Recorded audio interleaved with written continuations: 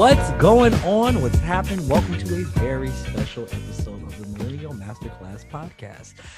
Because we focus on and we service all millennial issues, and a big fucking issue just happened. Like the end of an era. Like, do you hear me? Like the shit was like monumental, consequential. Like planets moved, heavens aligned. It was great. It was a hell of an experience. And I'm happy that I even got to experience it and got all caught up to do it. If you don't know what we're talking about, guys, Insecure just ended. It ended. I'm so sad. I get it. I understand. Like there's more story, but look, we're gonna get there. And again, I want to put this out here. We are not an Insecure podcast. Okay. We are not taking Lavita Alizé Jenkins' job. We're not doing it. Okay. We're just here to give some shine to this monumentous millennial occasion. And plus, we support everybody Black over here. So that's just how things go. It's just what it is. And we brought in a special guest today, an LA native. Okay. Now she'll be out here fixing the sick too, but we're gonna bring her in just a moment here. But and also Sean won't be here today, guys. Sean the Don. We want to take a moment just to shout her out. She's not feeling well, under the weather. She was dancing with Omarion and he got her. You know, he did. He touched it. It was crazy. Brought his whole entourage too. Shit was crazy. So we just want to let y'all know that's what's going on there. But she sends her love. But again, the lady of the hour, too sweet to be sour, from LA. You know what it is all day. Talk about it, Miss Kiana Wilkerson. Welcome to the show, ma'am. Hey guys. Thanks for having me. First off, I tried not to belt out of laughter for calling me too sweet to be sour. Because it's not true, but that's not the point, guys. That's not the point. Wow, that was quick. You see, how long did it take him from introduction to info? You reneged so fast on that. It was. See, I don't know. I haven't seen her in a while. I'm used to it. I feel it coming because we haven't had a conversation in a while. It's gonna be like shots fired.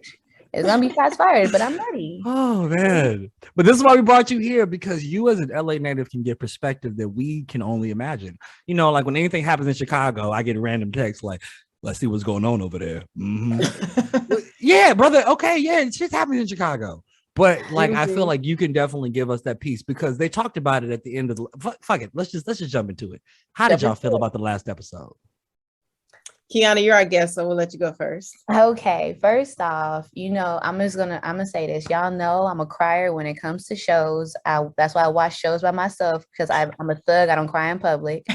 So I sure enough cried when Issa and Molly had their bathroom moment. Yeah. And when she said, what did she say? She said, doing the wedding. Thank you for loving me while I was me. And I said, Lord, if that ain't the truth to some moments of my life, but they're the true love story.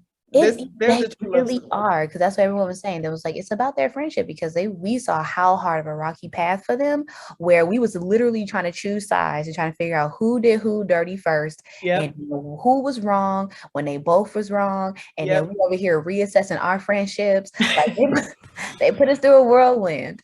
So I really feel like that was a moment for me. Molly getting married, losing her mom. What? Oh my God! Well, that had to happen, though. That had to happen. I know. Why you say it had to happen? Well, I'm gonna tell you. I know that they wrote it 3 times, wrote 3 different versions of that episode, trying to figure out how they were going to play out the moments that they needed. And I think that was one moment that they felt like they really needed. No, you needed to have it, because the theme of that episode, if y'all know, because it was tying everything together, was things don't happen the way you planned them to. You have to follow the path as life gives it to you. And I knew that when Molly's mom got the stroke, that was the precursor that she wasn't going to see her wedding. Like I knew, I was like, because there were just too many other things that happened. And then with the dad having cheated on the mom, it's just fitting that all is just what occurred, because you have all these plans in your head, but they just don't add up right. So I was like, no. And I knew and I knew that phone call. As soon as I'm like, damn. I knew it. Once it was her brother, I was like, he not calling for no reason. And I knew she was going to be away when it happened. It always is. Right. Always is, man. Yeah. But other than that, I feel like, although I did and when the ending happened and the credits rolled, I was like, we done? That's it, right? I was wanting more. I really felt like they were missing, but I feel like they were missing that period, that exclamation point, like that moment that lets you know that it was the end, it didn't feel like the end, though we knew it, you know what I mean? But the way that it just stopped, I felt like there was something that they were missing towards the end to make it really feel like, period, we're done.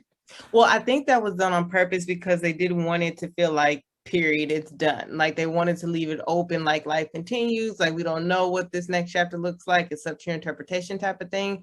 And even though I know Issa said she would not do an Insecure movie, maybe later on down the line she might change her mind, like Sex and the City did their movies. You only say that until they tell you how much they're paying you. So Issa, we're gonna give you 50 points on the back end of this. Absolutely. So an Insecure movie, 3 hours? 3 hours enough? I would sit there and watch it. I don't even know what other things that they could bring me. Oh no, there's so much. Like, I just feel like I grew with the show, and like, cause I've had my downfalls as they were having their downfalls, and my like questioning my life and where I'm going, and then seeing it through, and then still feeling like, you know, I'm still getting through that part of my life. So I feel like we moved together. It was weird. So let me ask the question then. Were you religious in watching it, like with every, like, I guess were you consistent, like exactly every Sunday, or? So if I didn't watch it that Sunday, I stayed away from social media until I could get to it, but I was very as religious as possible. Once school hit, that became difficult because I had to put a priority over what I felt was like a bit of joy for me on certain days. But if I could, I was like, girl, just eat dinner at 10 o'clock. You be all right. Just call it dinner time. And then I would just watch it while I was eating and kept it pushing. But I was very religious about watching it because I just felt like I also watched Awkward Black Girl when it came out on, of course, at Howard. Yeah. And it felt like me. It felt so much like me. I said, who is this woman speaking my words? So I already felt like, dang, wait, I already loved you then. I gotta watch it. And y'all know I met her at the airport one time and I sent y'all the picture. Remember that? No, I don't. Remind us. I do remember this now. I texted the group and I was like, y'all, Issa Rae is at the airport. And Nate, of course, was like, it ain't real if it ain't no picture. So of course I had to awkwardly go up to this woman while she over here trying to get a donut or whatever baked goods she was getting from there. And I was like,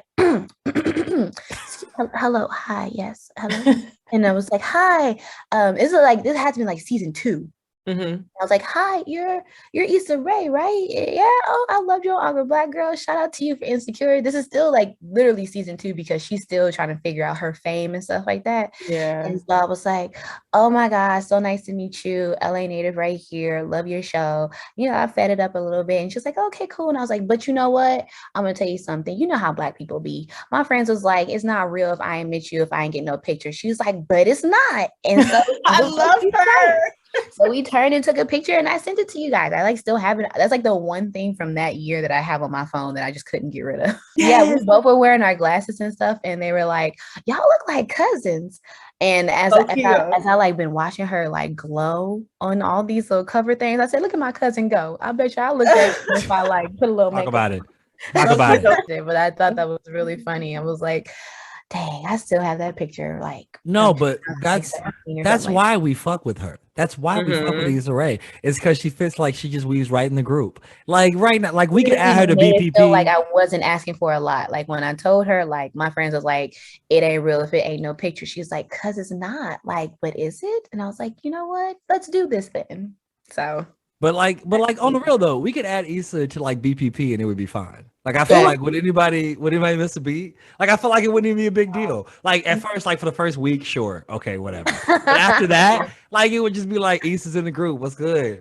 You know? Right. Hey Issa. You know she'll be quick to jump in on the jokes. She gonna start like burning everybody. Don't say nothing stupid because she. I may actually like play Scroll Detective for that. Like I'm be in there for that. I love that. I was just like you, Kiana. Like I kept up with the show as new episodes came out, but in preparation for this last week, I decided to binge the entire show again, starting from episode 1. I'm so glad I did that because just the way everything just flowed from each season, I was like, I'm so happy I did this because everything just tied in together so well. You got to see like the maturation of the characters and how they were evolving and growing and stuff like that. So I'm not ready for it to end. Like the season finale was cute. I like the way they did it with the time jumps with their birthdays and everything. I feel like they gave everyone their happy ending or alluded to their happy endings and stuff. Yeah. So it was cute, but I just, like you said, it left me wanting more. I didn't feel like it was finished. But they just had to end it. So He did. It is what it is. But even Kelly, when Kelly been saying single to mingle all her life. I am she is me. I am Kelly. I like all the way. I am like, I feel like that moment you find somebody, you're like, I don't want to have Leslie, you've never gotten tased. You have never been tased. No, I haven't. Thankfully, I've never been tased. But what I'm saying is like her saying like, I don't want no kids. I don't see myself getting married. Once I meet that right one, I'm gonna change my whole tune. Like I'm be cooking. I'm be doing all this stuff. You gonna cook? Oh God, this must be the right one. It must be. Goddamn. Must be. Nigga, she said, I'm gonna be cooking. Wow, that's already that's special. It just takes the right one to change their mind. It really does. It really does. Like you really like once you find somebody that you're like, okay, where are you going in my life? But nowhere. You're gonna be here. So we might as well just make this like a full official thing and make it here. So that's what that is, you know? Right. Absolutely. Exactly. I may play Already Taken at this point. I may just play that song. Yeah. We're gonna get copyright claim, but it'll be all right. Tremaine will understand. I'll call him up. He's a friend. Well, since we kind of flowed into this, I clearly said that Kelly is my favorite. Like I am she is me. Her comedic timing was just on point every single episode. A lot of her lines were like ad-libbed, you know, because she started off as a writer. But then Natasha and just like her humor, a lot of that stuff was ad-lib. So she couldn't even recall some of the stuff she said because it just flowed off the top of her head. So she's my favorite of all the characters. Who is y'all's favorite character and why? I'm gonna let the LA native go first because I feel like your answer, is gonna be different. Just because I feel like the accuracy of the LA is important in who you're gonna choose. Am I right or am I wrong? I don't think so. I like comedy. I love a good humor. I love a good sad. Okay. So, but I will say, I can say relatable character for me, oddly enough, is Issa. Because we've gone through the broke phase, the very broke phase, the oh my God, what am I doing in my life phase. I'm here, but I'm still questioning my life phase. Like, am I actually doing this right? And so like I feel like with her, I've been more related to for that part. Except for all the like weird relationship stuff. You didn't have a Daniel and a Lawrence? No, I didn't. Or a Daquan and a Liddell? I don't believe. You didn't have a Dennis and a Larry? Something. I don't believe in cheating. If I feel like we not here no more, I'm gonna step out first of the relationship. You mean step away, just away from you? Yeah, I'm gonna step away from this whole situation because clearly something ain't right. I'm not a cheater. But on the other half, on the rest of her life, I'm like, yeah, no, that's not like me. But I will say, I think my favorite character is gonna be her brother. And y'all can't tell me that man. I love him. Well, that's hilarious that you chose her brother and you chose Kelly because they're at odds. That's funny. Him and Kelly, some of the best shit in the show. He is funny. He is quick-witted. Yes. He literally got into a relationship in 5 minutes. And 2 seconds. Like what? 2 seconds. Well, that tracks for gay men though. That tracks. That makes sense. But I'm gonna tell you, the moment he was trying to actually clear the drama, his true self came through and the drama came out anyways. So like, the answer is he is always going to be his rude self no matter what. He's going to stay truthful. He's going to be the honest to God, funny, straight up truth. I really do love him. I love it. Who's yours, Tris? I don't know. For me, it's interesting because like I've only been watching the show for a month. So like I've literally watched everything. Everything. Right. Oh, so, I'm a binger. Okay, I'm a binger. So yeah, me and my lady, we did it. We watched it. I think she had already seen like season 4 and like was working it up, but we watched like the whole thing. So so it's all fresh for me. So it's hard to say just because I've liked so many of them at different moments. Like for a minute, it was Daniel because I liked the fact that the way he was grinding and moving, but I didn't like that he was on some shy shit. I didn't like that. It was weird. And then and then there was Lawrence, and then Lauren did a little the bum shit for a while. But Lawrence is dope though, but he's a little cheesy, and I'm not really about that cheesy. Okay, he's very cheesy. So yes, but that's Lawrence. That's his character, you know. And then Lawrence's friend, like Derek, is pretty fucking funny. Amanda Seal, her character is hilarious. Chad's hilarious. Chad is a mess. Who's Chad? The friend, the one he stayed with. Oh my god, that dude is hilarious. Yeah, that's probably Taylor's favorite character. She thinks he's he's a mess. So he's fucking hilarious. I guess I'm so glad he came back this last season. I needed you. If I'm gonna pick one person, I'm okay. I know who I'm gonna pick. Y'all gonna be upset, but I'm Condola. That's my favorite. Why would you pick condolences? Okay, the only thing about Condola is that nobody liked that she was that situation. Right. Other than that, ain't nothing wrong with the girl. She's fine. Correct. Well, she was tripping with. She was definitely she has one braid, very nice and respectable. I'm like, she's a Jack and Jill mother. That's what his Jack and Jill mama. She is a Jack and Jill mama. She for sure is. Absolutely. And I love that all of us know Jack and Jill. Hey man, it'd be that way. It'd be. No, but the reason I like Condola is because Condola is the catalyst for Issa actually coming into her own. So Condola actually opened up Issa as a character. So, and then Condola actually is what matured Issa in a bunch of different ways, relationship-wise, work-wise, networking-wise. Condola is the conduit. That's actually, I think, why they named her Condola. She is a conduit for Issa to get to the next level. So from a character and development standpoint, Condola is my favorite character, probably. Because literally she is gasoline for so many different things. Like Molly and her would pretty much. I mean, seriously. I mean, Condola is low-key that game they play, the Jumanji style game. They should say that game, this Jumanji-like game has some shit coming out. Like it was Condola is low-key an exculpatory device. I mean, literally. Okay. You know what? There points were made. It was. I would give you your perspective and say, like, I cannot argue against that. Right. Okay.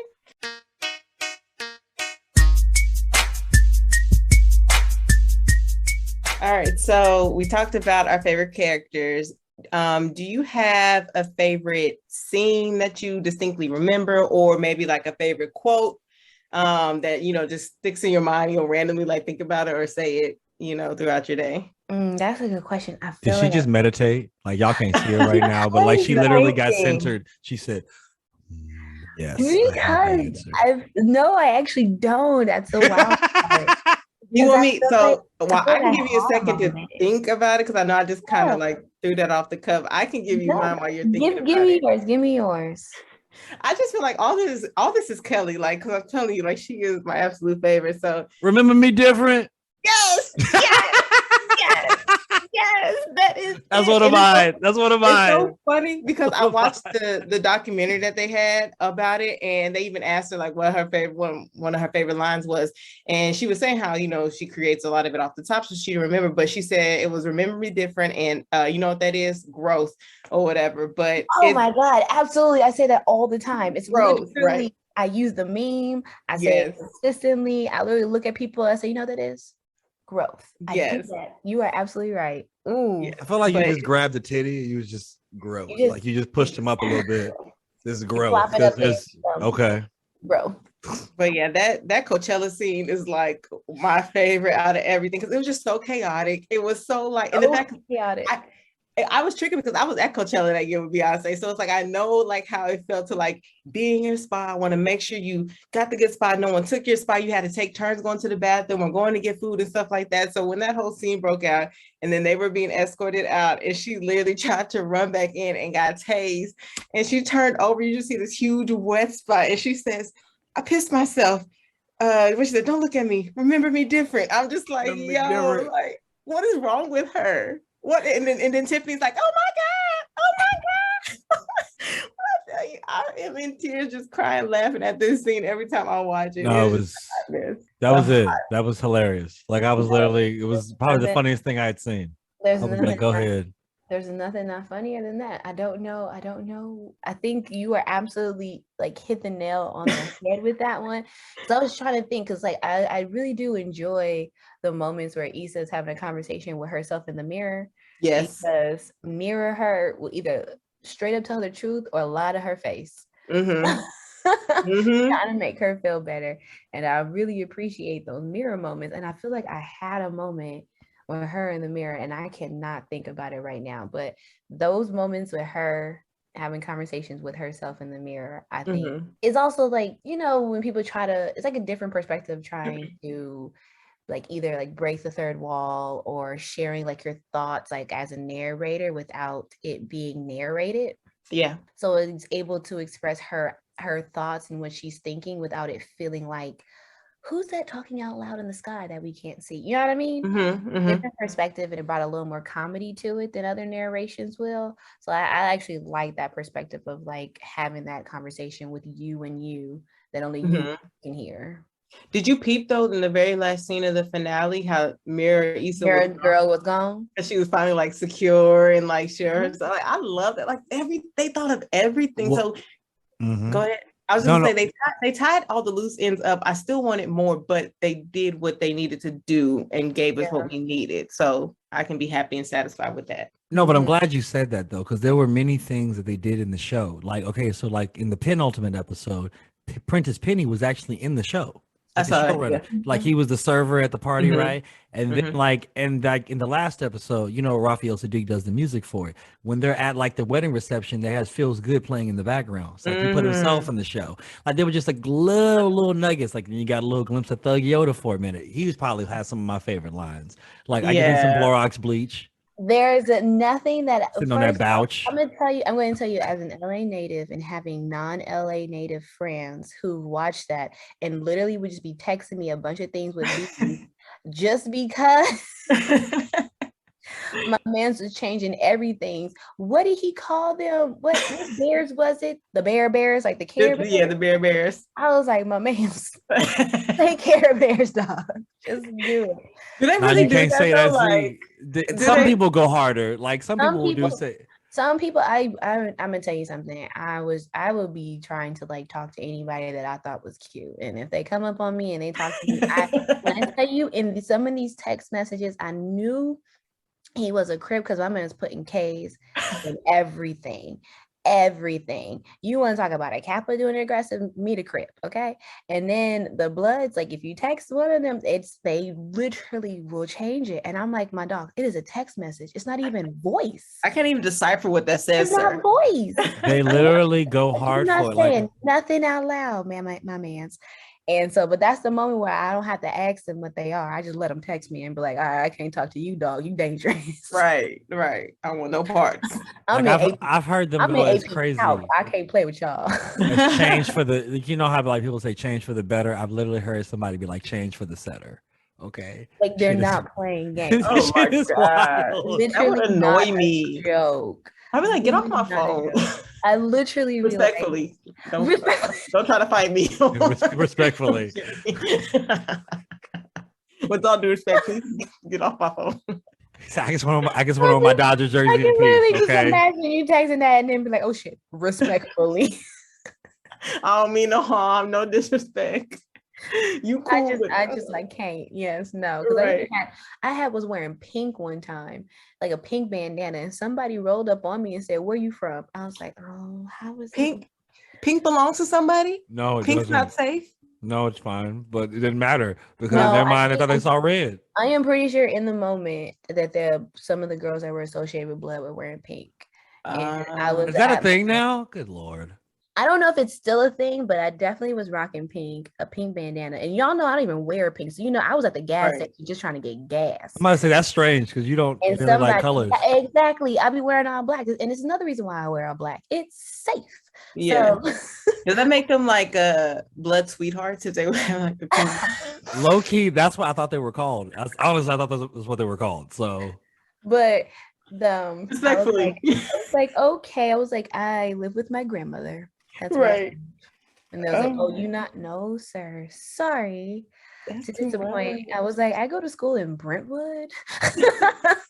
I guess for me, I'm always like nervous. Like if I'm there, like let's say I have an Angels jersey on, I'm going to the game, now I'm getting some gas. And niggas like, what you ride? And I'm just like, bro, I ride to the game. The Angels are playing today. Yes. I mean, it's wild to me because even when I go to, when I first went to Howard and I saw somebody wearing a Pirates hat. Now I'm going to tell y'all something. I don't watch a lot of sports. So what I knew the P hat was, that was Paru. Okay. And so I I seen somebody roll up in the pea hat, and I was like, oh no. And I looked around, and I was like, wait. I was like, I'm not in LA. He might actually be from Pittsburgh. He might actually be from Pittsburgh. I was like, I had no, like these are those moments where you like, Kiana, girl. I'll give you a moment. Where are you? No, I'm gonna give you a moment. So it was like when my maybe first, second week at Howard, and somebody was like, "Hey, yo, it's brick outside," and I was like, "What?" He said, "It's brick outside." No, okay, he's tripping right now. And then I heard somebody else, and he was like, "Yeah, bro, it's real brick." I'm like, "Bro, if you slinging that thing, you need to chill." Like, nah, bro, that's not what that means. What you mean? You just said you had a brick. He said, "Nah, bro, it's brick type code." You New York niggas are too much for me. I just can't even. I'm gonna tell you, the first time I heard brick, I was like, I mean, the car, you on the wall, the brick wall, the brick floors, like the ground. I mean, there's a lot of bricks around Howard. I don't understand what you're talking about, dog. But yeah, I had to learn quick too. I was like, I don't know what that means. I get it. I think also I still don't get it. Why I don't understand how brick is equivalent to cold. I don't think we'll ever understand. No, it don't. It's just some silly New York shit. Like mad, saying like it's mad cold, or it's dumb type. It's dumb type cold outside. Yeah. Like what? I was like, who's stupid? At least for me, hella makes sense. Like it's hella cold. It's like hell of a. You have a hell of amount of something. It's actually a descriptor in that sense. That other shit. I was like, so it's like, what? This is totally off topic, but one of the funnier moments is between me and Chad. So Chad is still a Harlem nigga at heart. Like the Buffalo and the Harlem inside of him will never leave. You mean Canada? I mean, close enough. But so they have different way they speak, right? So, he'll say one, my G, all the other stuff, right? So one time we were going to go meet at the park, go play basketball, right? Or football or whatever it was. And he was like, hey, yo, man, we're going to meet at the park. All right, bro. Oh, so where you at, bro? He said, oh, yeah, we get turkey ticket. He said, yeah, one. I'm like, okay, yeah, one love, baby, cool. Right. So what he said was Turkey Thicket. Turkey Thicket's an actual place. There's actually a park in DC called Turkey Thicket, right? Had no idea. I thought that was just New York slang. I thought he was just Turkey Thicket, baby. I was like, oh yeah, baby, one love. Hey, no problem. I am done with y'all. You know what it is? Every day, baby. It's right here. My nigga, First off, I'm in Malcolm X Park looking around, looking like an asshole, waiting for these niggas at Turkey Thicket. So, New York, it's whatever. It's crazy. It's New York. Yeah, don't talk to him after he spent 3 years out here in LA. Oh no, he's a whole LA native now. He may be Tupac. Like he's low-key Tupac. Thinks Tupac. If my man mentioned Figueroa one more time. Well, he likes Sir, so that makes sense. Like, why would he be on Figueroa? What are you doing over there? What's he doing on the east side? He don't speak Spanish. Don't ride in the car with him because he gonna try to enunciate in a California slang everything. He like Sepulveda, Figueroa. I'm like, what is you said, I'm gonna go now and get a hot dog, get some mustard, on there. Right. I'd be like, dog, cut it. It's too much. Like, it's too much. He says hammy every time. It's like, who is hammy? Listen up, hammy. Who is hammy? Oh, fucking weak. Okay. I cannot. Right. Let's just jump back into this. And also shout out to Thug Yoda. He is great for many a quote. Gonna put that out there. Please take it away. I was just going to mention another one of my favorite scenes, which I think was kind of like foreshadowing how the finale would happen, was towards the end of season 4 when Issa and Lawrence had that night out, where they reconnected. They had the conversation. That was the cutest fucking episode, was it not? God, that moment where everyone was trying to relive in real life. Yeah, no, seriously. When people trying to do that, see, this is how you know that I just started watching this. What you mean people try to relive it in real life? What happened? Everybody they just wanted it. They were like, how do I get this? Let's make this a date. And so it was like a whole, how they were talking about all the different dates and stuff like that. This became a whole situation about this being like the date of all dates. Like, you see what's funny about that is when I saw that scene, I just thought back to other dates I had. I was like, yeah, those are good dates. It was always flowing just like that. I think that just shows that they are, showing that they are supposed to be together. They're soulmates. They always had that witty banter between each other. They always had like an ease about them, when they hang out and stuff like that. And I'm glad that they waited until season 4 to really have this conversation, because you could see that they both have matured and recognized the role that both of them played in, the end of their relationship and what went wrong and stuff like that. And I just love the line where it's like, what did he say? Like, I just want you to be happy. And she said, you make me happy or whatever. And I'm just like, you know, I love love. So it's just like, oh, Don't we all? Don't we all? Right. But that was another one of my favorite scenes because it was just so beautiful. It was so perfect. Like just like the perfect date, like you said. No, Yeah. that was a good one. It was smooth too, and then the camera angles really sold that thing. Mm-hmm. You know what Yeah. I'm saying? Because like It they're going did. high It to low, did. they're coming around, they're really selling LA. And that was another thing I wanted to mention because Prentice Penny was when the wind down is probably my favorite part of the show. I'm not gonna lie to you. Yeah. Like honestly, when they didn't give us a wind down for the Lawrence episode, I was pissed. I was like, I almost went to Twitter and yelled and screamed, but I didn't do it. But like I'm saying, Prentice Penny was talking about like how in this show they want to make it like a love letter to LA. You know, much like a Scorsese or Spike Lee does for New York, they want to do that for LA. So as an LA native, do you feel like they do a good job with that? Because honestly, for me, that's what I love about the show, that LA energy it gives. Yeah. What I like is that they keep it in like, you see a lot of Leimert.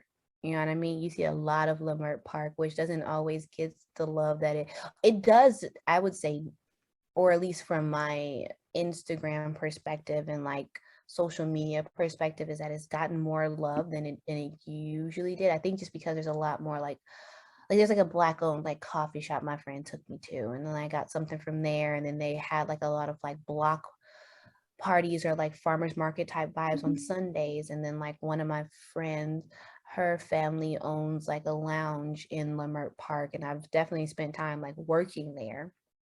And I think the thing is that they don't just show you like, oh, here's beautiful like up in the hills LA, here's like where all the nice ass houses are. It's like, oh, you in Baldwin Hills, oh, you in Leimert Park, oh, you at the you know, you over on Crenshaw, you can see the actual signs that I'm used to seeing, you know, the road throughs to stop by, like my girls, oh, really riding down like Manchester, riding down Crenshaw, you know. So these are some things that were kind of like, okay, see, this feels more like you are really showing me like, because you know where she lives, and they don't try to hide that with like nice, not I want to say nicer areas, there's nothing wrong with our area, it's just like something that they're trying to sell a dream of LA instead of just showing you what LA really is. And that's just what it is.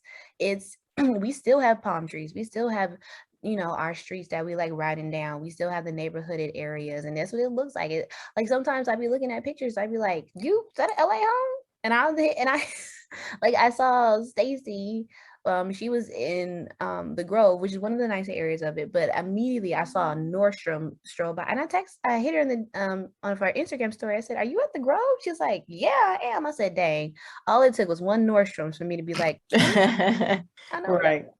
So like I think personally they did a good job of showing you like, this is where we're located, this is where our houses are, this is where we grew up in, this is the black of the black part that you about to see. But then you also see a little bit of like Ladera, you see a bit of like, you know, some of the upper middle class black houses that you'll typically see, like some of my friends who I grew up around, well, like went to high school with, they're new and like visited and stuff like that. You see layers of the black community, because it's not just like, oh, they people hear LA and they're either like Beverly Hills or you Compton.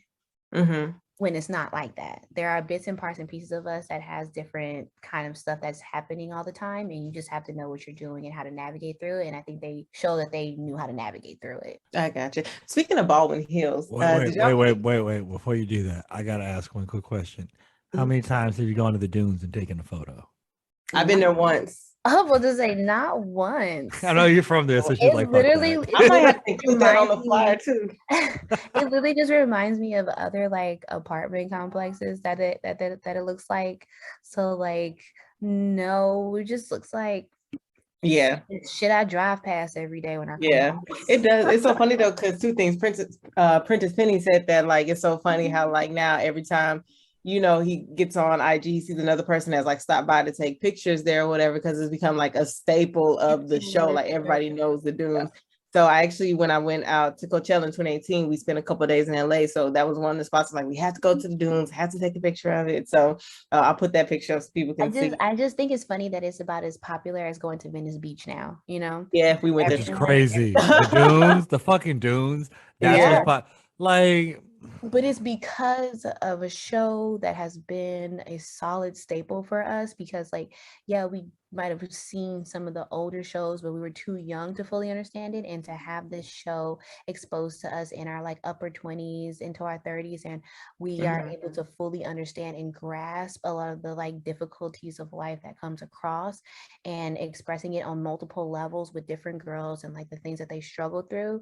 And it was a show for us, you know, because like once it was like, I was like, I think about it being gone, and I'm like, well, what am I supposed to relate to now? Right. I mean, they're trying with Harlem, but they haven't caught me, and I'm in Harlem. No, So, Harlem was good. Don't hate on Harlem, but we already discussed Harlem. Yeah, I also have put all stops on watching any new shows because school, and I was like, I'm not gonna get caught up in shows. I will be like, I'll make an excuse. I'm just gonna vacuum while I watch real quick, and then I realize I've been watching shows for 2 hours and I didn't know studying. So I get that. What I was gonna say was, speaking of Baldwin Hills, I saw on Instagram today that last scene, well, one of the last scenes where Issa's driving through the neighborhood and she stops by all the old spots, and she stopped by Best Buy. The guy with the Best Buy shirt on was Mariah from Baldwin Hills. No, it wasn't. That was Mariah. I saw it on Instagram today. He reposted it. It's Mariah. I was like, shut up. Literally, you know what? I don't think it was slow enough for me to like really look at his face. Yeah, because I didn't realize who it was, but I was like, this is important. But I was so stuck on the Instagram Best Buy part, you know. I was so stuck on the Best Buy part, and I didn't think anything about really checking out the guy's face. That's no wonder. Okay, so on my Twitter timeline, there was like, Mariah's still fine. I was like, where are y'all coming up with this? Like, why are y'all even talking about this man right now? Yep, that's it. That's it. Why. That's funny. And that actually just reminded me of another one of my favorite quotes was from Tasha. That second season when she invited Lawrence to the barbecue and everything. And when she goes like, you're an F-boy. She's like, no, you're worse than an F-boy. You're an F-boy who thinks he's a good guy. I'm just like, sis nailed it. Sis nailed it. It'd be the ones who aren't self-aware enough to know, like, you're not a good guy. You're actually the worst. Yeah. I feel like that situation was, I feel like he had a bad moment.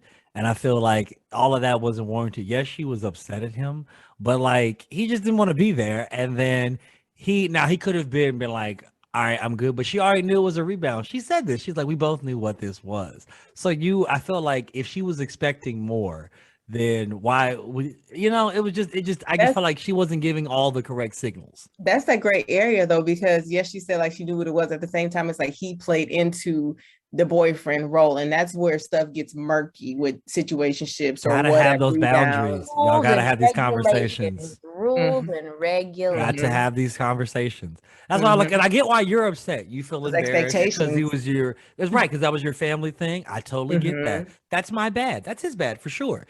But you just told me that you knew what this was, so I'm just confused. You know, logic and feelings when they intertwine, it's not always clear.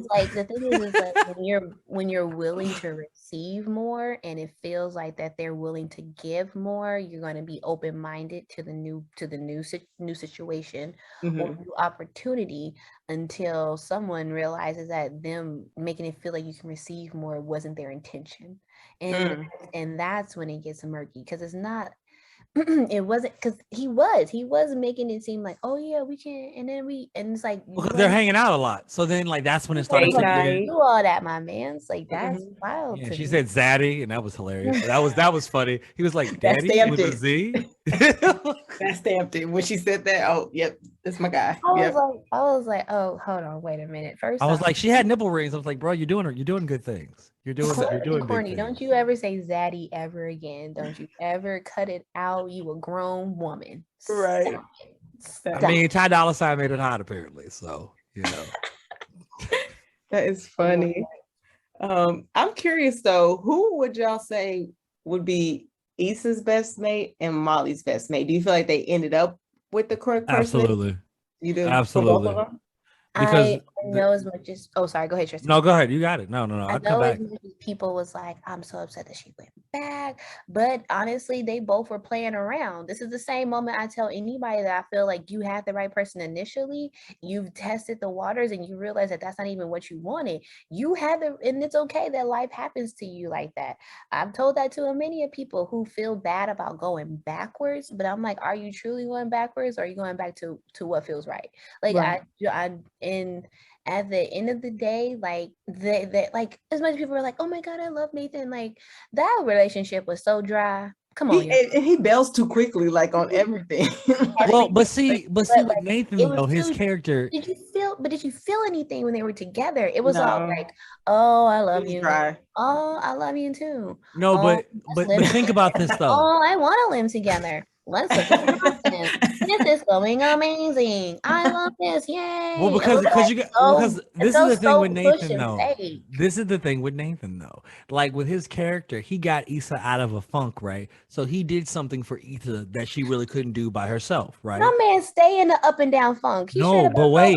bipolar. No, you're right. That's what I'm saying. But Nathan was still growing. He wasn't even ready to do all of that. No, so Issa, low key, was his condola because Issa kind of made him kind of get to that next level. You know what I'm saying? You know what? You're right. I would do that.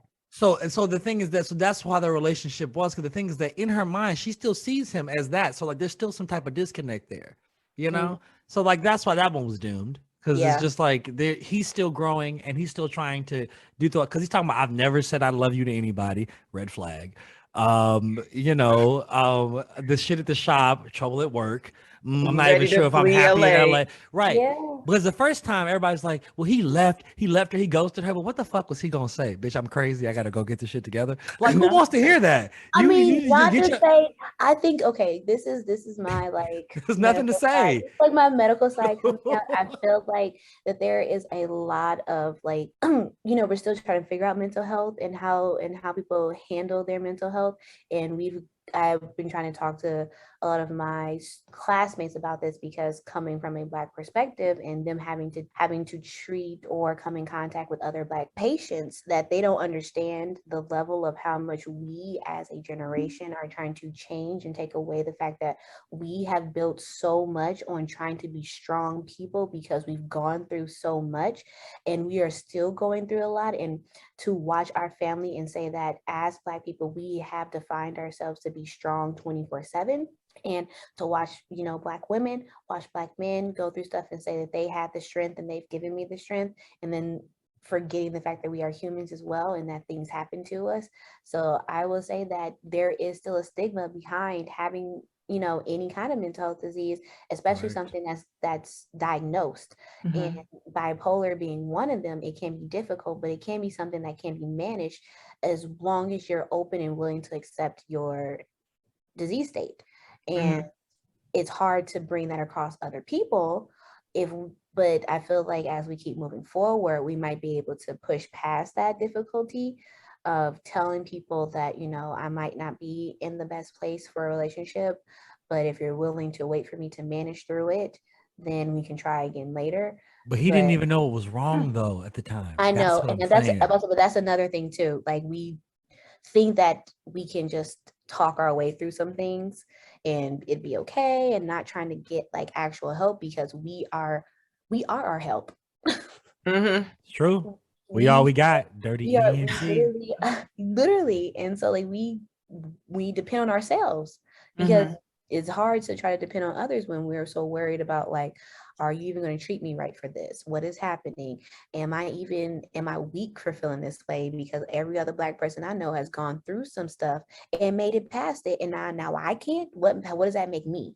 So I think that's another, like, of course I can keep going, but I'm going to stop there. But it's like it's a lot that they're bringing in with this that resonated for me personally, having to like watch people go through things and then it be too late or a little later because no one wanted to acknowledge it at the time, because we are very prideful in ourselves. No, I feel that. You're absolutely right. I agree. This sounds very similar to episode 7, where we had Mr. Nathaniel Turner on, and he gave an in-depth lecture about mental health and how it does affect us. And you can check him out as well. So thank you for that as well, that little forward. You're quite welcome. I told you I was going to just cut it there, because I try to speak up as much as I can in class, even though I don't want to feel like a representative of Black people, but I feel like you are. It's just what it is. But they also need to know, as a being in majority white people in my program, that this is what's happening out there in the world right now. It was happening yesterday, like two years ago, 20 years ago. It's happening right now, and someone needs to tell you about it, because my teachers are all white too, so they don't know. How would Hello. they know? Like, this is totally off topic. I remember I was working in a restaurant one time, right? And the black couple, like, he just set them in some open seats, right? He didn't think anything about it because it was a slower night in the restaurant. Manager's white, right? He just set them down. Wasn't thinking anything about it, right? So it's a slow night, so I don't think it was a bunch of people on the floor. I'm working the bar, so I have not even seen these people. I've just made them drinks, whatever, right? So they leave, but they write a review and talk about how they set them in the back and the service wasn't all of this and that, and they tipped. He was like, I don't even understand what happened. I'm like, bro, let me break it down for you. Let me tell you what happened. As black folks, we always feel like we get passed over, so you set them in the back. But that was one of the better tables in the restaurant. I know that, but they don't know that because in their mind, all they see is an empty restaurant. You set them in the back. They don't even understand that that's actually one of the better tables in the whole restaurant. And then number two, but they tipped. Of course they did because they didn't want to seem like black folks. They didn't tip. And he was like, I didn't even know to think. Of course you don't know to think about that because why would you? What part in your life have you experienced to know these things? You would never know. And he was just like, yeah, bro, you gotta be cognizant of those things. You just do. You know what this sounds like? A future podcast episode in the new year. Oh, for sure. Absolutely. Oh, absolutely. Write that whole thought process down because it needs to be said and discussed for sure. Oh no, absolutely. This could be episode 5 for the new year. Actually, that'll probably be on video, but before we get out of here, we have a game to play. Yeah, I just wanted to do a quick little, question in the hat game. And she on her Jumanji shit. She on his Jumanji shit right now. And I literally just took a few of the questions that they asked. I didn't think of anything else because I know, we're kind of tight on time, but I just thought it'd be fun to just ask some of the questions that they had on that episode where they had their waiting to exhale kind of scene. Oh my God. I remember my lady saw it. She was like, that was just a perfect night. I was like, what was perfect about that night? She was like, they just chilled and they were friends and it was great. And I was like, yeah, but they still could order some dinner. I mean, I was about to say, in my mind, I was hungry. Right. I was like, we talked about this dinner for 3 hours. I ain't get a massage. Like, go bring me a burrito. Delivered. I would have been hangry. Uber Eats, DoorDash. Hey, y'all was smoking weed? Was nobody hungry? Wasn't nobody hungry? Nobody. Fuck out of here. I'm walking. All right, we'll be on the same page, Yeah, okay, let's play this game. So the first question that they ask is, what is an embarrassing fact about you that none of us know? Oh, God. Let's see. I was rhythmically challenged until I was 12 years old. Really? Mr. Music Man himself.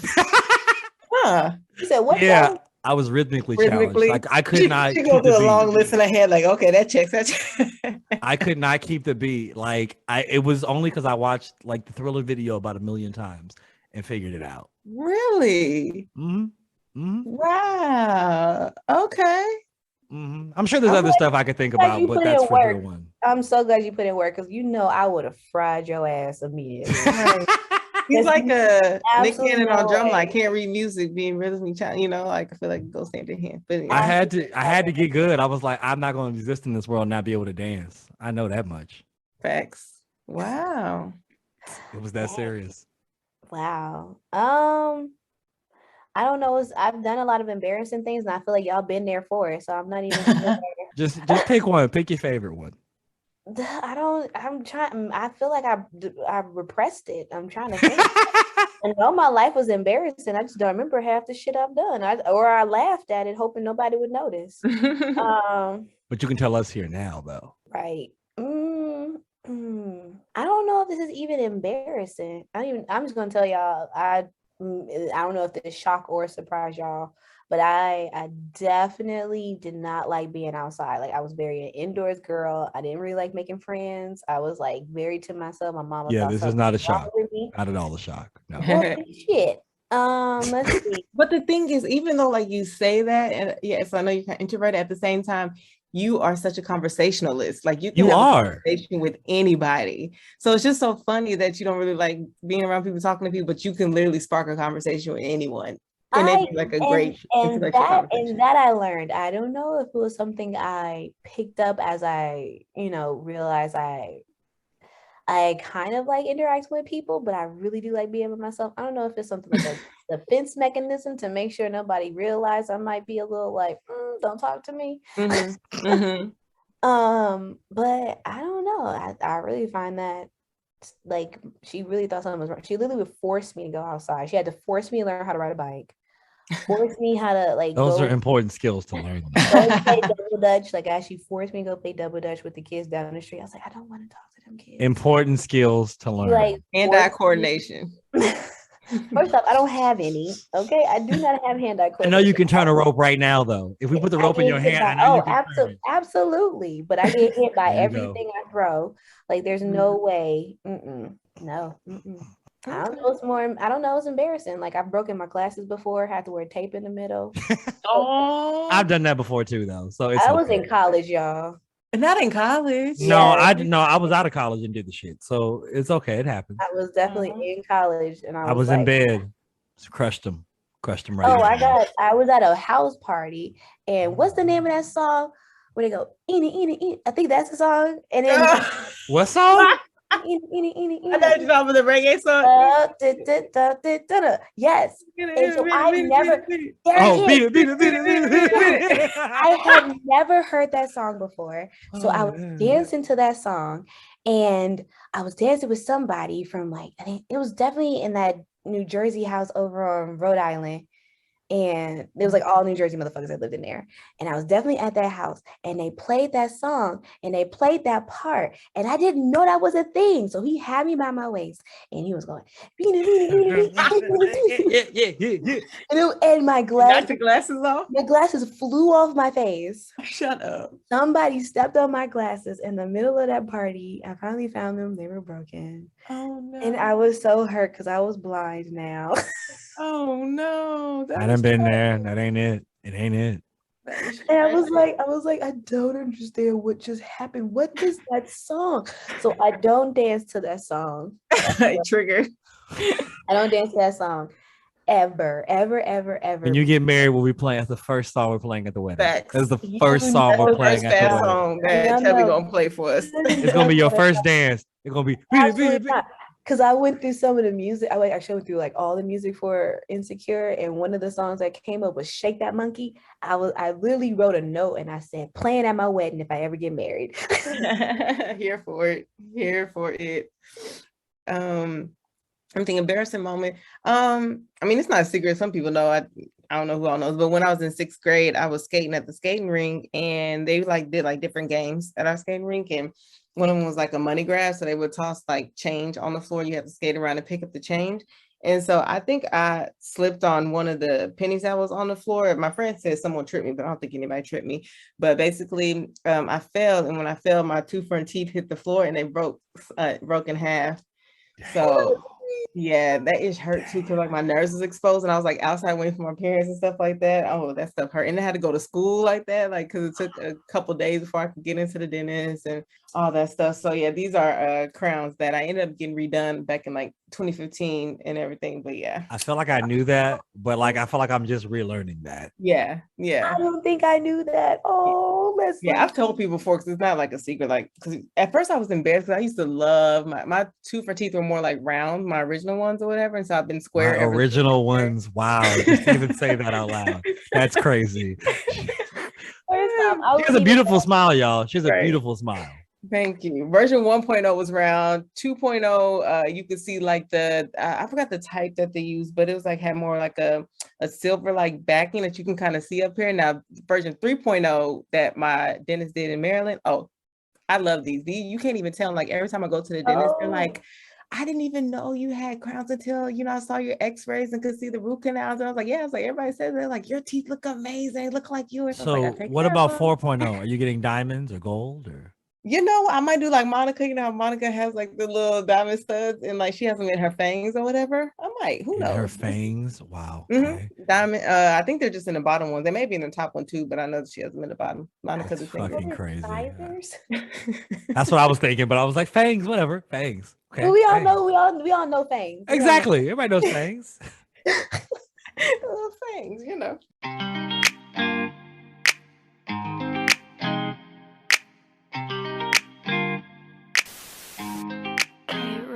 So another question that they asked on the episode was, if you could only spend the rest of your life with the last person you slept with, how would you feel? Fantastic.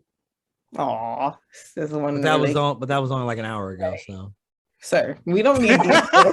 We did not ask time frame. I'm sorry. You could have kept that. I was like, oh, okay, Tristan. And I was like, what the hell? You know how to make me say what the hell real fast, Tristan, real fast. If I don't, would I be me? The answer is that. absolutely not. Mm-mm. Absolutely not. And I don't think you should change that. Don't intend to. Good. Because the Oh, conversation would just be boring. It'd be lackluster, you know? Mm-hmm. No, yeah, I'd be fine with that. I don't plan on. I'd be confused if I was no longer with him, and like, what would I do? Single? I'd be like, I'm just not talking to nobody now. Now I'm Right. just full, like, I'm just gonna live my life serving people in the medical community. Aw.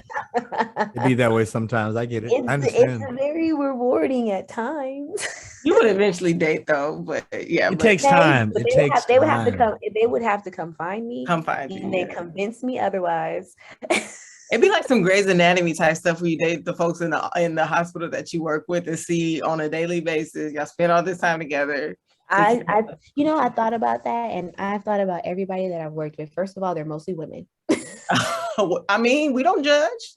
If you want to convert, I mean, that's cool. I do That's not. cool. I don't. I have no problem with Mhm. women, No but judgment. I mean, you don't I need I'm to. strictly too, so I feel you. yeah, and it's also because like I would not be a giver in that situation. Hello. Selfish. I Selfish. would be and So what would be the point of a relationship if I'm not giving 50-50? You don't want to just strap it on and to take care of it? I'm okay. No, thank you. I'm okay with that too. See, that's what I'm saying. Like I know my boundaries on the sexual level. So it's like, what would be the purpose? There wouldn't be. The end. Fair enough. So within like also I think about some of the men that I've been around, and there's only been one fine man. Okay. Only one. Is he single? No, he was engaged. Of course. They all are.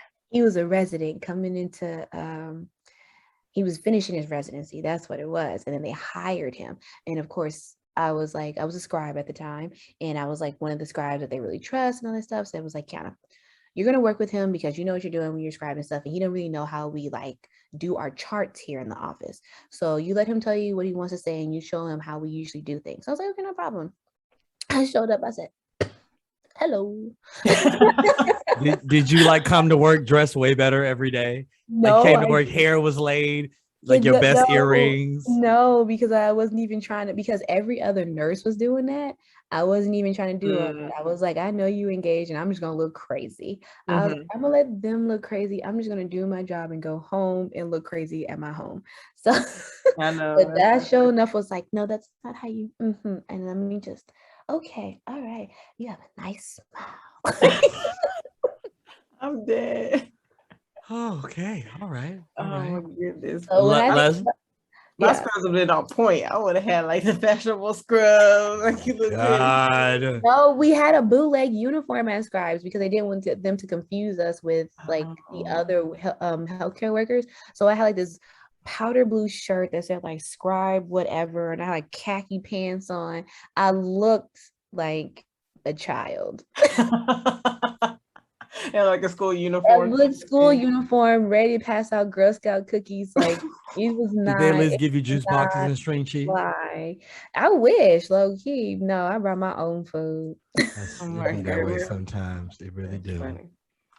Okay, so this next one, did you answer the question, ma'am? You did not answer the question. You did not answer that question. Yeah, she tried to get away. She said, "So I'm just gonna skip." Go right along. This ain't Uno. Ain't no skip up in this game. Yeah. So the last person you was fucking, and you had to stay with them forever, would it be all right? So vulgar with it. I mean, I wouldn't hate it. It's just that I moved on to things, so there's no need to dwell. It'll be a contract situation. It's like here, it would. Like I said, it would be fine. It would be cool, whatever. But I just moved on since then, and like I'm really into the person I moved on with. So it's like I don't want to dwell on the past. So we'll reroute to that question for this person you moved on with a little later. Exactly. Absolutely. I got you. Absolutely. Ask me in a few months. You got the timing wrong. I'm here. Exactly. So for the next question, I have been called a psycho because of my answer to this question, but I stand 10 toes down in my response. So okay. What goes in a bowl first, the milk or the cereal? The fucking cereal. Cereal, like what the fuck? Like it's all it goes The in milk, there. man. The milk, man. Nigga, Why did you why? why did you pouring milk and then splish splash in the milk? That's what I'm saying.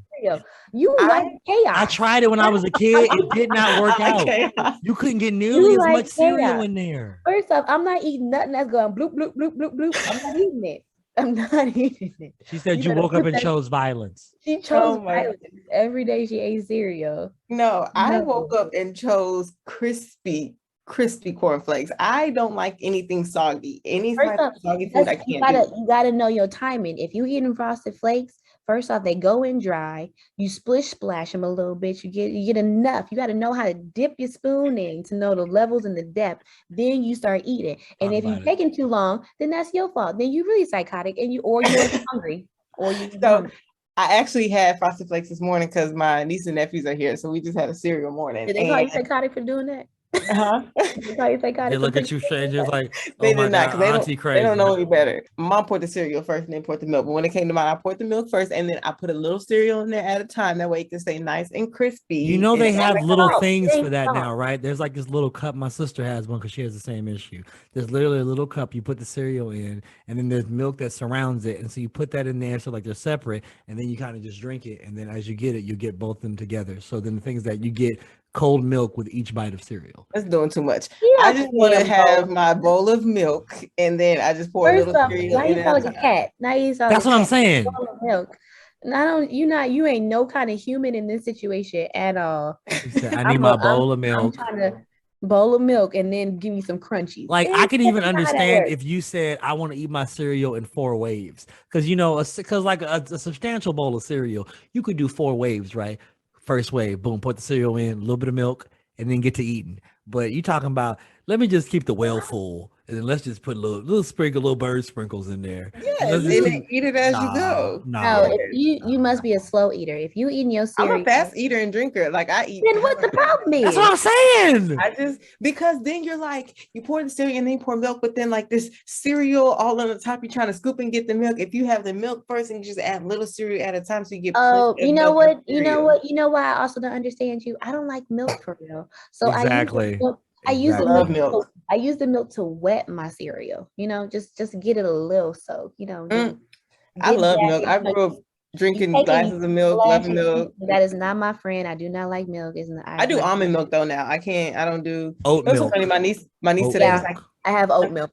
My niece is like, I don't like almond milk. I said, hush, girl, you don't know the difference. Just drink it. Like you don't know the difference between regular milk, cow milk, there milk, is a definite difference, but like I don't keep the sweetened kind. I like unsweetened. Like unsweetened original. Honestly, the only thing I put my milk in is when I get my little vanilla chai tea, and it tastes great with milk. So I just use oat milk, vanilla oat milk. So now you have vanilla chai tea for real. That's about as much as I do with milk. Milk don't stay in my fridge. I mean, it's there because like it don't spoil because it's oat milk. Oat milk doesn't spoil like that. So like I'm just living my best life with my little carton of oat milk and keeping it. That's what it is. You actually like milk, you little cat. That's what it is.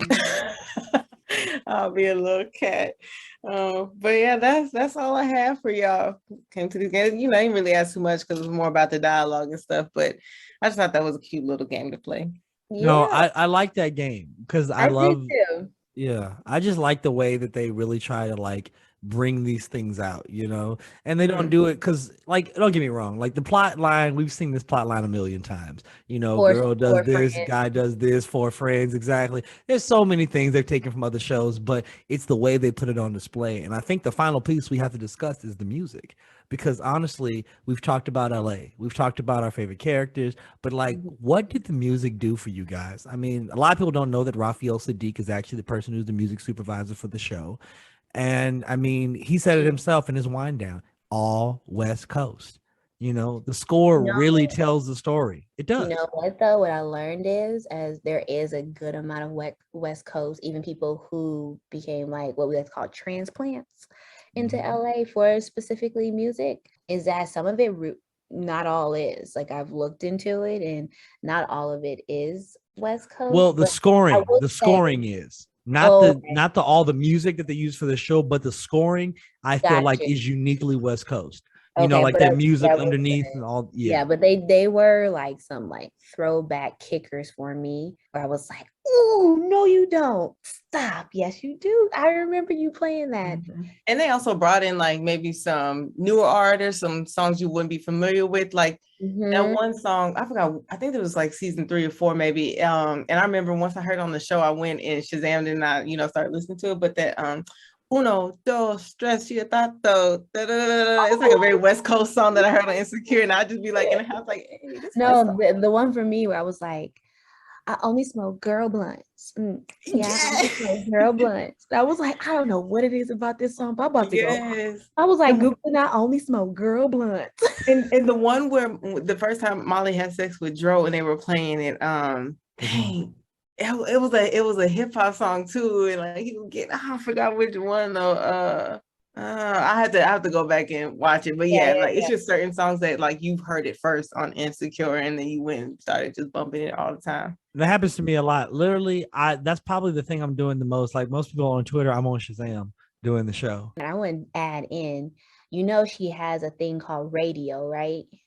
Yes. And what I learned is that some of the songs were from radio, and she brought in some of the artists that she played a lot of, as well as some people that I didn't know that were signed to radio, like Timar, Teamar, yes, and Young Baby Tate. Did you know Young Baby Tate was a part of that? I did not know Young Baby Tate was a part of that. Yes, ma'am. Okay. I did not know either. And so Young Baby Tate, she's really talented too. I like Young Baby Tate. So when I was looking, I was like, how she know about Young Baby Tate before Young Baby Tate knew about us? And then I realized because she signed her, and so it was like, I don't know, like season 4, I think she started playing some of her music, but I wasn't paying attention to her. No, it wasn't even season 4, maybe season 3. But I know at that time I didn't know the song that she was playing. I didn't know it was Young Baby Tate. I didn't know about Young Baby Tate for real. And then I go looking at it, and I was like, radio, Young Baby Tate. Oh, and I looked up radio, and I was like, oh my God, you're an artist for them. So shout out to her for that. Yes. I will say that there was a moment just recently in season 5, just off the top of my head. Gavin Turek, do you know her? I do not. Gavin Turek, they call her the LA Queen of Disco, and they played The Distance at the end. It was like, it was like at the end of maybe the episode with like after Lawrence then popped off, like that penultimate episode. But they played The Distance, and because I saw Gavin Turek when she came to DC, and I just love how they weave all of this in there. Like Neo got played on the show. Like I think my lady heard Neo. Feels like I mean, Jasmine Sullivan did a whole song for the show. Insecure, love that song. Right. I used to play that consistently.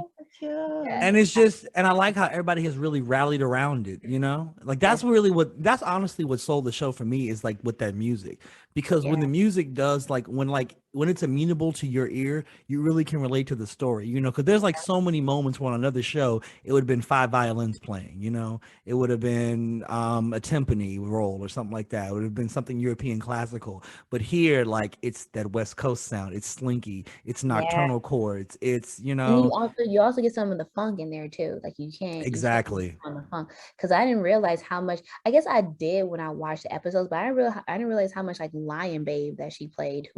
She plays so much Lion Babe in the show. So much, and I was like, oh, I forgot. Like I freaking loved this girl. But then like you also get like Buddy, who is also Buddy, my guy. Love Buddy. LA native. Hey, up there, I'm on my way up. Yes, and then you get like I was looking through and I almost got mad because I almost didn't see Schoolboy Q, but then I saw him in like season like 4 or something like that. But she almost lost me for a second because it took her a minute. It took her a minute to give me Dom. It took her a minute to give me Schoolboy Q. I mean, technically, like she had some people that I remember from like was it end of high school into college? That was like Overdose, which like people don't know Overdose, but like I know Overdose because I've also seen them do like little small performances. And didn't really Blast get something too? I think Blast got a song in there as well. Blast. I think so. Yeah. And then like she also had like, unfortunately there was an incident here in LA with the festival that was going on where one of the rappers died. Oh yeah, recently. Yeah, his name is Drakeo. She had Drakeo on there. India Shawn, she had him on with Anderson .Paak. Moving I on. love Which India. I love Anderson .Paak. She also had. Did we say Sir already? She had Sir. Mhm. Oh man, Sir performed. That was in the episode with Vince Staples. The block party. Yep, the block party episode. So it was like a bunch of stuff, like, you know, things that people know and people love. And I really was playing some stuff back. Even though she played like old school stuff, like Let's Play House and like Blow the Whistle, Shake That Monkey. Oh. No, it was all super They fitting. had the episode where they had the beach party for Nathan in the shop, and they went to the bar because of the earthquake, and it had Still Tipping playing, which was his little H-Town shout out and stuff like that. Yep. I was totally with it. And then of course on this last episode, I had to go find all those birthday songs. Oh yeah, every birthday song. Everyone. To make sure I had that list of birthday songs, because if for some reason in those moments, every birthday that passed up, I was like, oh, it's your birthday, bitch. It's your birthday, bitch. Yeah, so like I'm here for it. I was like, yeah, I need all of this. Something called like Eat the Cake by Club Queen. I was like, yeah, I need this. All right. So I know this has been a love affair with Insecure this far. And I mean, I've had a good time talking with you today. Thank you for giving us your time, you know, and really coming in and putting some perspective on that thing, you know, because I mean, you're from LA. So like for this, like for you, like there's just so much here, you know, and you can give us, perspective that we can't have. But I have to ask one final question though. Okay. Well, I have one too. Okay. Ooh. Okay. Well, maybe you should go for yours first, because mine is quick. Do yours. Have you been to Issa's coffee shop? I believe it's called Hilltop. Oh, for sure. Yeah. Have you been there? No, I haven't been to that one, actually. I know exactly what you're talking about. I had tried to make plans to go see it, but I think that was when I recognized it was hers. I think that was around the time like COVID got a little crazy. Yeah. Never made it. But I know exactly what you're talking about, because it looks like such a like cool, like low key, you know, I like trendy shit. I'm not gonna lie. I'm a little like trend finder. I'd be like, oh, that looks cute. Let's take some pictures. That's so cute. Let's go do this little trendy shit. So in my head, I was like, yo, this is a little trendy spot. It probably got some bomb ass music, and I gotta support Issa, right? Because low key, I think she's my cousin. So like the answer is I meant to do it. Yeah. And I never made it. I saw it on TikTok, and like the guy was taking a tour of it, and it looked so dope. You know, it had the upstairs area. He said it was playing 90s R&B the whole time. He said it was a whole vibe. Like he said, it's such a vibe, and I'm just so mad I never. How much is a tea there? Like $17? No, it was reasonable. I don't remember the exact price. Yeah, he said it was reasonably priced. Like, okay, I'm gonna say it's still LA. You know, but Issa knows, but like in LA, you could literally go one block, gas be $3. Gas and go 4 blocks away, it'd be $5.15. Yeah, gas and coffee are two different things. Also, that's your problem. You don't know. You guys say that's why I never got gas when I went to school. I got gas here outside the city. I get that all the way to Brentwood, and I never bought a coffee. I never bought a sandwich for real. And I buy all my shit in my local. I understand. I get that, but that's actually kind of ties into the question. So, like critically, like what was the one thing with the show that you wish they could have changed, like, you know, or something that just like was a miss with you with the show? Like, because I know everybody has their own issues with the show. Like for me, mine's a silly one, and it really bothered me for a long time, and like it really made me not want to watch the show. Molly's fucking terrible ass wigs. That shit was terrible. I was like, why would you put this? Is this part of your character to just be? You must not have enjoyed Amanda's wig, Tiffany's wig on this last one. No, I didn't. It was trash too. It was trash. That black one, I was like, what is happening? I was like, but I look so much better with their natural cut. She looks so beautiful. Right. But let me ask this question though. Do you think that was intentional with like her character, like going forward? Because like when she was at that white law firm, she's doing everything to assimilate. So now as she's getting more comfortable in herself, she's like, I can let all of this show. You know, my girl did a full buzz. My girl did a full buzz cut, okay, and exactly, and looked so much better with it. Fit her head, it was great. The answer is absolutely. You know how many times I've looked at some people's pictures, and it's like, you know, this is how life works when they spend like a lot of their time frame around like not black people. I'm just gonna say it like that, not black people. Best way to say it, sure. That I've looked at their hair and it was just a mess. every Bad year. weaves, terrible sew-ins, Just horrible just wigs. horrible press outs, It's horrible. giving Tyler Perry. Yes, it was just all piss poor. And then you see them a little later when they make a few more Black friends and they realize it might not be, looking the same. And then they change up their whole perspective. I've definitely seen it. And I was like, oof, I'm so glad it's really funny because I was talking to somebody. It's like, the hairstyle on a Black person when they're around majority white people most of their life. You can see it in the hair. Oh, you always know. It's a whole thing. So And they're not playing with that. And that's what I love about the show as well. Like, to give it a little more love. Okay, remember when Molly ran into that lady who had just been going to therapy, right? Yep. Right, who was very similar to her. What was her look? What was her look like? You remember her look? Like, she had the real straight in the head. Right. And that's what I'm saying, because both of them were trying to do the same thing and we're trying to get centered. So I mean, they give little gems like that all the time, but like aesthetically, oh my God, I couldn't stand that fucking wig. It was terrible. I almost cut the shit off. Like, it was the fuck terrible. It just wasn't it. But what can you do? But do we have critical issues, ladies? I would have changed the fact that Lawrence had that baby with Condola. It's like, why? No, why you had to have that. Had to have that. Had to. No. Because think they about it. They could have matured and grown and gotten back together without having a whole outside baby involved. Like, no. Because it made sense. It made sense though. Like, thinking back on the storyline, just going back, like now we're looking at 2020.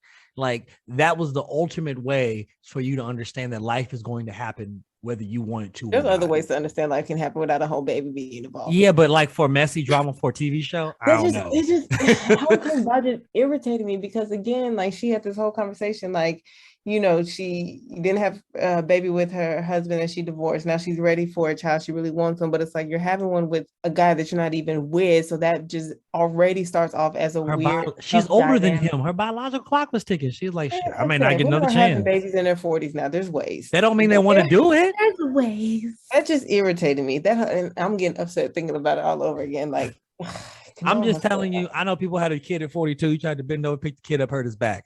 I don't want to be that guy. I want to be the guy bend over, try to pick kid up, hurt my fucking back. Listen, my mama had me in 37, so I've never felt like I had to be in a rush. Okay, that's real. Your mother was 37. How old was your father at the time? He was in his early 60s. So it's I can't do it. I couldn't do it. Gucci. Couldn't do it. Like, he was fine. He did everything as a father, helped us with our hair, took us to our games, was very involved in everything. Like, I feel like that could keep you. And that's beautiful. Still moving and grooving. Yeah, kids and stuff. You have to keep up. Like, you're only as old as you let your mind feel. Like, as long as you take care of your body and stuff like that, take care of your mind, you'll be fine. I just feel like 60-year-old Tristan is not gonna be able to jump as high as. Look, I'm going to the 30-year-old Tristan to make sure I'm straight. You got. I just don't think I'm gonna be grabbing rim at 60. I just don't know that that's the move. Like, I'd like to keep my hamstring. I can still do that. Yes, it can still occur. My hamstrings don't thank me for it, but it can still occur. What basketball thing you talking about? Oh, it's 10 feet. I can still get up there. It's just that afterward, I have to deal with the consequences of my action. And then I have to, first off, the landing. You gotta that's where it starts. Knees first, because that reverberation ain't no good. And then because the fact that I jumped, and then I probably pulled part of my hamstring out. So then, there's that. I don't know. I just think too many people have kids out of like selfish needs like that, like, I'm getting older, I just really want to have a baby, without actually looking at the full circumstances that you're bringing this kid into. That's all I'm saying, and I just don't like that. Like, you're absolutely right. No, you're right. But that's why I'm happy they did it, because they touched on all sides of that process. Because Lawrence thinking he's trying to do everything, move heaven and earth for this, and then it's still not enough. It's still not enough. Trying to move heaven and earth. And it also still felt like half-assing to Condola, which is why she was like, you know what? This is not good. This is not good. I need full parenting 24/7. I don't need someone who's going to come in here half-assing it. And he felt like he was doing everything he could, and she's telling him, no, you're not. Right. But the thing about it is that she wasn't willing to budge, so he had to try to do that. But the thing is that was something you made without my consideration or anything. And then now I can't let my own seed go, uncared for, because what does that do? That will perpetuating a cycle. So now you have to step situation. Up. Right. So the thing is that there was nothing he could do to be right, but he was like, fuck it, I just got to make all these sacrifices. And then when he was like, I was an asshole, bro, you really weren't an asshole. What you were was trying to really navigate a crazy situation. But I get it. You're a parent now and you made the sacrifices. So respect to them. But that's what I'm saying. That's why I enjoyed they showed that situation, because how else were you going to tackle that issue? You know? I still would have changed it, but I get that. I get that. Keke Palmer. I love Keke in the episode. Another favorite scene. Sorry, now like you respond. No, do it. When Issa threw that baby. Oh, fuck yeah. Oh, I meant to mention that. Oh my God. And then drop kicked her. And then Sparta kicked her in the chest. Sparta kicked her. But then Condola got hers back because she was like, he makes $1 billion a month. And then she did a roundhouse to her face. That was impressive. I was like, wow, I didn't know Condola leg got that high. Into the trash at that. Right. It's like, girl, and you trash. Terrible. Terrible. About that meme, I was like, Issa's stupid. But with every bit of that, we knew she was stuck on him because she was always looking over her shoulder, looking at it, thinking about it, dreaming about it.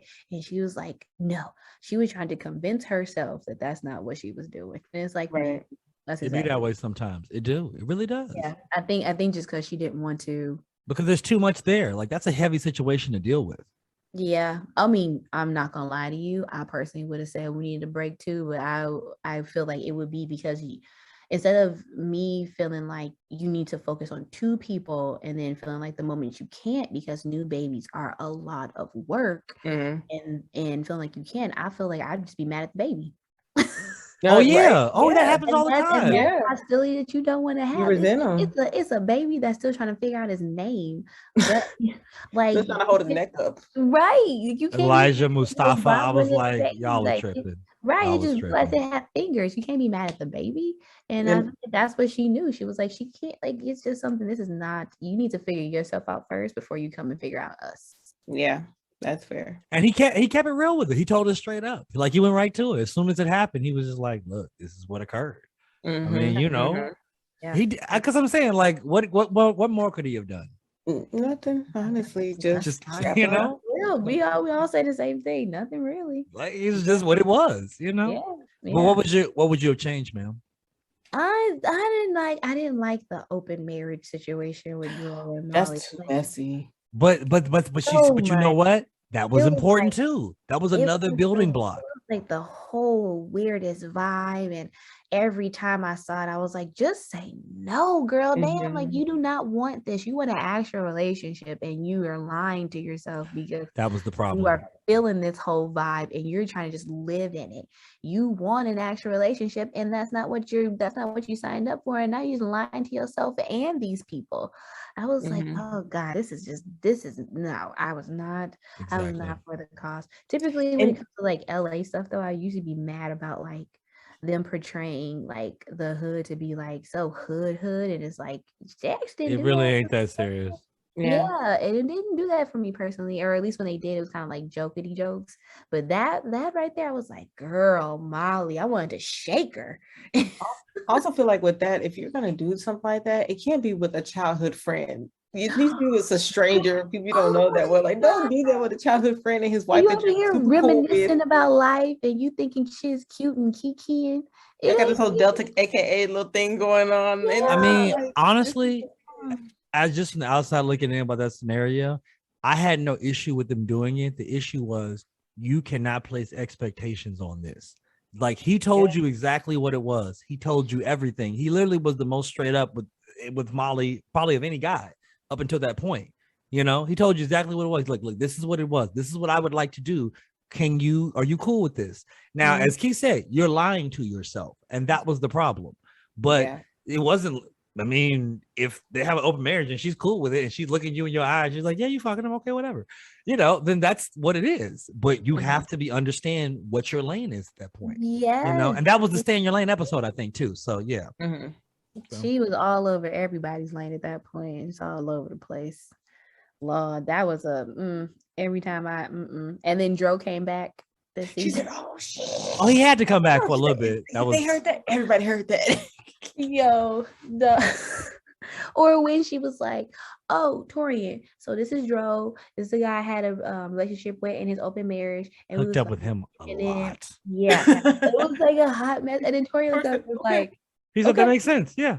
Yeah. Okay. I So what? explained it perfectly. She said, I didn't I? Yeah. That sounds like Tori. Like what? And that's just maturity. I understand people have a past, but it's who you're dealing with now.